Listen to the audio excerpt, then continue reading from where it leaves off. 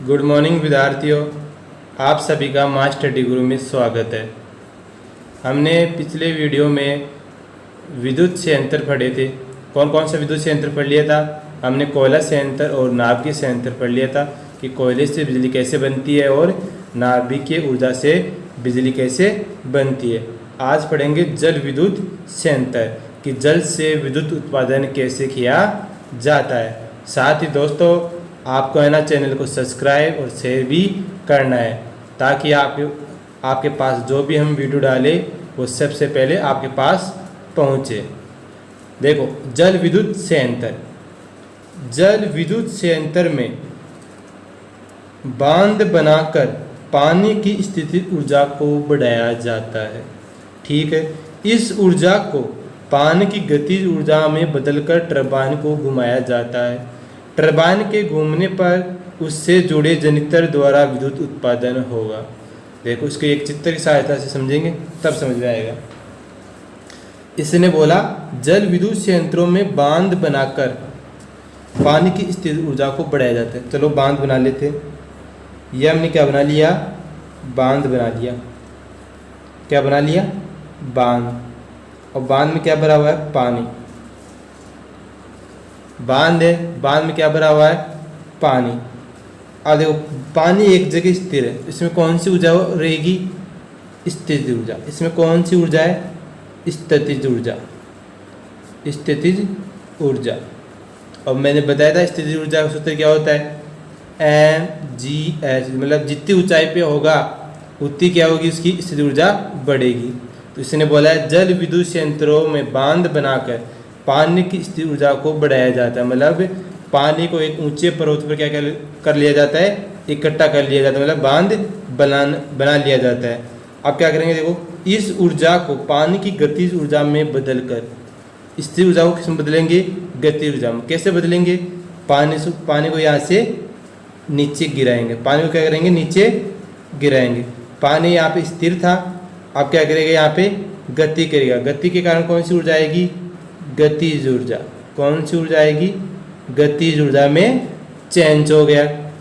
आप देखो, यहाँ क्या लगा देंगे हम? एक टरबाइन लगा देंगे। टरबाइन में क्या होती है? तीन चार क्या होती है? पंखड़ियाँ टाइप होती है। अब जैसे इन पे पानी गिरेगा तो ये पंखड़ियाँ क्या करेगी? घूमेगी। घूमने से क्या होगा? इसके टरबाइन से क्या जुड़ी होती है? शाफ्ट। और शाफ्ट किससे जुड़ी होती है? जनरेटर से, जिसके अंदर क्या होता है? विद्युत उत्पादन किया जाता है। ये क्या आपकी टरबाइन। तो समझ गए पानी से बिजली कैसे बनती है। पानी को किसी एक ऊंचाई पे क्या कर लिया? अपने इकट्ठा कर लिया। इकट्ठा करने से उसमें कौन सी आई? स्थितिज ऊर्जा।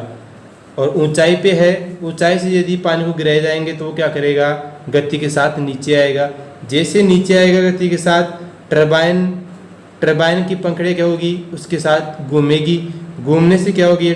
शाफ्ट घूमेगी। शाफ्ट घूमने से जनरेटर में क्या बनती है? विद्युत उत्पादन किया जाता है। इसमें क्या होगा? विद्युत उत्पादन होगा। क्या होगा? आपका विद्युत उत्पादन होगा। तो ये आपको समझ में आ गया कि जल से या पानी से बिजली कैसे बनती है। ठीक है, अब देखो आगे। आपने पानी से पढ़ ली कि पानी से कैसे बिजली बनती है। अब आप चौथा पढ़ रहे हैं, पवन ऊर्जा संयंत्र। पवन का मतलब क्या होता है? हवा। पवन का मतलब क्या होता है? हवा। हवा से बिजली कैसे बनती है? पवन चक्की में आप देखो, पवन चक्की आपने देखी होगी, अभी दिखा देंगे कैसे होती है। पवन चक्की में हवा की गतिज ऊर्जा से टरबाइन घुमाकर जनरेटर द्वारा विद्युत उत्पादन किया जाता है। यह नवीनीकरण ऊर्जा स्रोत दूसरे ऊर्जा संयंत्रों के मुकाबले में वातावरण के लिए हितकारी है। देखो, पहले एक चित्र बनाते हैं, उसे समझाते हैं, फिर बताएंगे क्या है ये मानो एक क्या लगा हुआ है? पंखा लगा हुआ है, जिसकी तीन क्या है? पंखुड़ियाँ। समझ गए? यहाँ यह अपना क्या है? धरातल है। तीन पंखड़ियाँ लगी हुई है। यहाँ से क्या आएगी? इधर से हवा आएगी।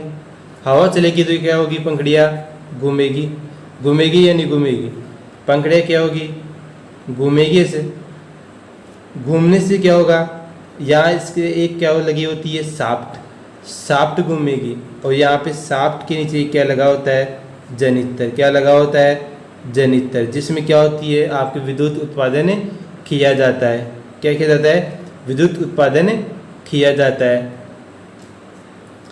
यहाँ से क्या आ रही है आपके पास, हवा। अब देखो, पवन चक्की में हवा की गतिज ऊर्जा से, ये रही आपकी पवन चक्की।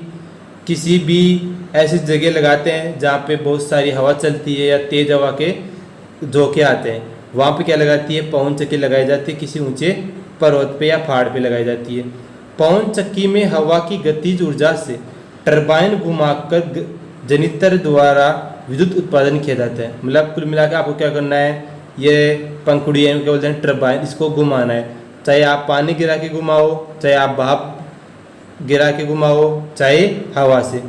तो यहाँ से क्या आ रही है, हवा। हवा जैसे इससे टकराएगी, ये क्या होगी, घूमेगी। घूमने से क्या होगी, टरबाइन घूमने से क्या होगा, साफ्ट घूमेगी। साफ्ट घूमने से यहाँ क्या बनता है, जनित्र के अंदर विद्युत उत्पादन किया जाता है। क्या किया जाता है, विद्युत उत्पादन किया जाता है। तो हवा से क्या बन गई, बिजली। अब देखो इसमें एक लाइन और लिखी है, ये नवीनीकरण ऊर्जा स्रोत दूसरे ऊर्जा संयंत्रों के मुकाबले में वातावरण के लिए हितकारी है। यह वातावरण के लिए कैसा है, हितकारी, क्योंकि हवा ओनली, कोई इसमें क्या नहीं हो रहा, प्रदूषण नहीं हो रहा, ना ही कोई चीज़ इसमें खराब होती है। तो समझ गए, पवन ऊर्जा संयंत्र और जल विद्युत संयंत्र, आपने दोनों पढ़ लिए और दोनों समझ में भी आ गए उनकी, पानी से और हवा से बिजली कैसे बनती है। हमने कल क्या पढ़ लिया था, कोयला संयंत्र और नाभिकीय संयंत्र, 4 हो गए। अब पढ़ेंगे पांचवा क्या है, सौर ऊर्जा संयंत्र। सौर ऊर्जा कौन सी होती है, सबसे पहले तो ये समझो कि सौर ऊर्जा होती क्या है। सौर ऊर्जा वो ऊर्जा है जो सूर्य से प्राप्त होती है। अब देखो, सूर्य से प्राप्त होने वाली ऊर्जा को, सूर्य से प्राप्त होने वाली कौन सी ऊर्जा होती है, सूर्य से होने वाली ऊर्जा सौर ऊर्जा। सूर्य से जो ऊर्जा प्राप्त होती है वो कौन सी होती है, सौर ऊर्जा। सूर्य से प्राप्त होने वाली ऊर्जा को लेंस व दर्पणों की सहायता से केंद्रित करके इसे ऊष्मा में बदला जाता है। इसका कहने का मतलब यह है, आपने बचपन में लेंस की सहायता से किसी कागज़ को जलाया होगा। कैसे जलता है कि जो तापमान है ना, उसको आप एक बिंदु पे केंद्रित करते हो, उससे क्या होती है, सारी एनर्जी किसी एक बिंदु पे ही फोकस होती है। इसमें भी क्या करेंगे, इसमें होता है क्या है, यहाँ समझते हैं। ऐसी क्या लगी होती है, प्लेट। इस पे आप जो भी किरणें, सूर्य की किरणें आएगी ना, उनको किसी एक बिंदु पे क्या किया जाता है, केंद्रित किया जाता है। तो इससे क्या होता है, इन सभी किरणों का तापमान किसी एक बिंदु पे गिरता है। इससे यहाँ का तापमान क्या हो जाता है, बढ़ जाता है, और तापमान किस में बदल जाता है, ऊष्मा में बदल जाता है। तो सूर्य से प्राप्त होने वाली ऊर्जा को लेंस और दर्पणों की सहायता से केंद्रित करके इसे ऊष्मा में बदला जाता है। ठीक है, इस ऊष्मा को भाप टरबाइन को घुमाया जाता है, जिससे जनित्र उत्पादन किया जाता है। मतलब कुल मिला के ये आपको टरबाइन घुमानी है, चाहे आप कैसे ही घुमाओ। अपने पास आता है छठवा, सौर प्रकाश वोल्टीय ऊर्जा संयंत्र। इन ऊर्जा संयंत्रों में खुली जगह या छतों पर पैनल लगाए जाते हैं।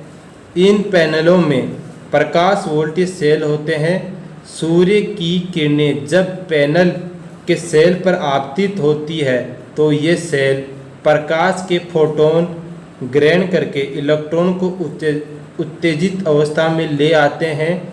ये आवेशित कण विद्युत धारा के रूप में विद्युत परिपथ प्रदान करते हैं। इसका कहने का मतलब है, जो आपके घरों या छतों या दुकान पे देखी होगी आपने, जो सौर ऊर्जा की प्लेट लगाई जाती है ना, वो कौन सी होती है, सौर प्रकाश वोल्टेज ऊर्जा संयंत्र। उसमें क्या होता है, सूर्य की रोशनी उस प्रकाश वोल्टेज सेल पे गिरती है ना, तो उससे क्या होता है, इलेक्ट्रॉन उत्तेजित अवस्था में आ जाता है। और इलेक्ट्रॉन उत्तेजित अवस्था में आता है तो क्या होती है, विद्युत धारा प्रवाहित होती है। तो तो आपके जो घरों में लगाई जाती है ना प्लेटें, जिनसे बोरिंग भी चलती है आपकी, और लाइट भी काम में, जो लाइट घरों में काम में लेते हैं वो भी उसमें भी यूज आता है। तो समझ गए, सौर प्रकाश वोल्टेज ऊर्जा संयंत्र। इसके बाद में हम पढ़ेंगे ऊर्जा का संरक्षण नियम। एक आता है ऊर्जा का संरक्षण नियम। इससे पहले हमने देखो विद्युत ऊर्जा किसे कहते हैं ये पढ़ लिया था। इसके बाद में मैंने पढ़ा विद्युत संयंत्र। 6 प्रकार के विद्युत संयंत्र होते हैं, अपने 6 के 6 पढ़ लिए, समझ भी लिए अच्छी तरह। अब पढ़ेंगे ऊर्जा का संरक्षण नियम क्या होता है। देखो ऊर्जा का संरक्षण नियम होता है क्या है। ऊर्जा संरक्षण के अनुसार किसी विलगित निकाय की कुल ऊर्जा सदैव नियत रहती है। मतलब कुल ऊर्जा हमेशा क्या रहती है, नियत रहती है। ऊर्जा को न तो उत्पन्न किया जा सकता न ही उसे नष्ट किया जा सकता, केवल ऊर्जा को एक रूप से दूसरे रूप में स्थानांतरित किया जा सकता है। इसको ये बात आपको याद रखनी है कि ऊर्जा को न तो उत्पन्न किया जा सकता है न ही नष्ट किया जा सकता है, केवल एक रूप से दूसरे रूप में बदला जा सकता है। ये किसका नियम है, ऊर्जा का संरक्षण नियम है। मतलब हमेशा इस ब्रह्मांड में कुल ऊर्जा हमेशा क्या रहेगी, नियत रहेगी, बस एक रूप से दूसरे रूप में बदल सकती है। जैसे आप बैठे हुए हो तो आप में कौन सी ऊर्जा है, स्थिर ऊर्जा। जैसे आप दौड़ोगे तो जो आपकी स्थिर ऊर्जा है वो किस में चेंज हो जाएगी, गतिज ऊर्जा में। एक रूप से दूसरे रूप में बदल सकती है, लेकिन हमेशा क्या रहेगी, नियत रहेगी, ना कम होगी ना घटेगी। अब देखो ये तो पढ़ लिया अपने ऊर्जा का संरक्षण नियम। अब पढ़ेंगे ऊर्जा का क्षय। मतलब ऊर्जा का क्षय कैसे होता है, मतलब ऊर्जा कम कैसे होती है या खां इसका क्षय होता है। देखो जब ऊर्जा एक स्वरूप से दूसरे स्वरूप में रूपांतरित होती है तो ऊर्जा का कुछ भाग ऊष्मा, ध्वनि, प्रकाश आदि के रूप में क्षय हो जाता है। इसका कहने मतलब यह है कि आप ऊर्जा के एक स्वरूप को दूसरे स्वरूप में बदलते हो ना, तो ऊर्जा का कुछ भाग या तो ऊष्मा के रूप में या ध्वनि के रूप में या प्रकाश के रूप में क्षय हो जाता है। जैसे कि एग्जाम्पल से समझते हैं, आप घरों में बल्ब जलाते हो, बल्ब में क्या जाती है, विद्युत ऊर्जा। विद्युत ऊर्जा से किस में जाती है, प्रकाश ऊर्जा। सही है, विद्युत ऊर्जा किस में जा रही है, प्रकाश ऊर्जा में। लेकिन कुछ भाग ऊष्मा ऊर्जा के रूप में निकलता है या नहीं निकलता, क्योंकि वो जैसे ही बल्ब गर्म होगा तो विद्युत ऊर्जा प्रकाश ऊर्जा में बदल रही थी, वो कुछ भाग किस में बदल जाएगा, ऊष्मा ऊर्जा में। देखो एक बार, ये आपका क्या है, बल्ब है, सही है। इस बल्ब में क्या आ रही थी, विद्युत ऊर्जा। क्या आ रही थी, विद्युत ऊर्जा। विद्युत ऊर्जा किस में चेंज हो रही थी, प्रकाश ऊर्जा में। प्रकाश ऊर्जा में एक रूप से दूसरे रूप में बदल रहा है, लेकिन इसकी कुछ ऊर्जा किस में नष्ट हो रही है, ऊष्मा ऊर्जा के रूप में, क्योंकि बल्ब क्या हो रहा है, थोड़ा सा हीट या गर्म हो रहा है। तो विद्युत ऊर्जा या 100% थी, वो यहाँ मानो कि 80% पहुँच गई, लेकिन 20% खा गया, आपकी ऊष्मा के रूप में नष्ट हो गई। समझ गए। ऐसे ही कुछ ऊर्जा ध्वनि के रूप में, कुछ प्रकाश के रूप में नष्ट हो जाती है। तो यही ऊर्जा का क्षय कि एक रूप से दूसरे रूप में बदलते हैं ना, तो कुछ भाग ऊष्मा, ध्वनि, प्रकाश आदि के रूप में क्षय हो जाता है। ऊर्जा के क्षय से हमारा तात्पर्य है कि रूपांतरण या संरचना की प्रक्रिया में ऊर्जा का कुछ भाग एक ऐसे रूप में बदल जाता है जिसे हम उपयोग में नहीं ले पाते हैं। कहने का मतलब ये है, जैसे आपने विद्युत ऊर्जा को प्रकाश ऊर्जा में बदलना था, आपका उद्देश्य यही था कि आप विद्युत ऊर्जा दे रहे हो तो उससे आपको क्या मिले, लाइट मिले। लाइट का मतलब प्रकाश ऊर्जा मिले। तो आपने 100% दी तो आपको 100% मिलना चाहिए था, लेकिन मिला नहीं। मिला कितना, 80%। 20% खा गया ऊष्मा के रूप में। ये ऊष्मा आपके काम आती है क्या, नहीं आती ना। यही बोला है जिसे हम उपयोग में नहीं ले सकते। मतलब जो ऊर्जा का क्षय होता है ना, कुछ भाग, उसको अपन क्या नहीं कर सकते, उपयोग में भी नहीं ले सकते। ऊर्जा का क्षय मुख्यतः 3 प्रकार से होता है। मुख्यतः 3 प्रकार से होता है। पहला है ऊष्मा ऊर्जा के रूप में, दूसरा दहन ऊर्जा के रूप में, तीसरा प्रकाश ऊर्जा के रूप में। आपने समझ लिया कि ऊष्मा ऊर्जा के रूप में कैसे नष्ट होता है इस एग्जाम्पल से। ऐसे ही दहन ऊर्जा के रूप में भी नष्ट होता है, ऐसे ही प्रकाश ऊर्जा के रूप में नष्ट होता है। तो ये समझ में आ गया ऊर्जा का क्षय क्यों अपने लिए नुकसानदायक है। क्योंकि जो ऊर्जा का कुछ भाग क्षय हो रहा है ना, वो अपने किसी काम भी नहीं आता है। ऊर्जा का सक्सेन नियम क्या था? ऊर्जा हमेशा सदैव नियत रहेगी। ऊर्जा को न तो उत्पन्न किया जा सकता न ही नष्ट किया जा सकता, इसे केवल एक रूप से दूसरे रूप में बदला जा सकता है। आपने पढ़ लिया सौर प्रकाश से वोल्टी ऊर्जा संयंत्र, जैसे जो अपने घरों की छतों पे लगाई जाती है सौर प्लेट, वो वाली सौर प्रकाश वोल्टी ऊर्जा संयंत्र है। सौर ऊर्जा संयंत्र पढ़ लिया अपने। सूर्य की किरणों को करेंगे एक जगह केंद्रित करके टरबाइन को घुमाया जाता है। और अपने आज पढ़ा था पवन ऊर्जा संयंत्र, हवा से कैसे बिजली बनती है, और साथ में ये भी पढ़ा जल से बिजली कैसे बनती है। तो ठीक है दोस्तों, वीडियो को ज़्यादा से ज़्यादा शेयर करें।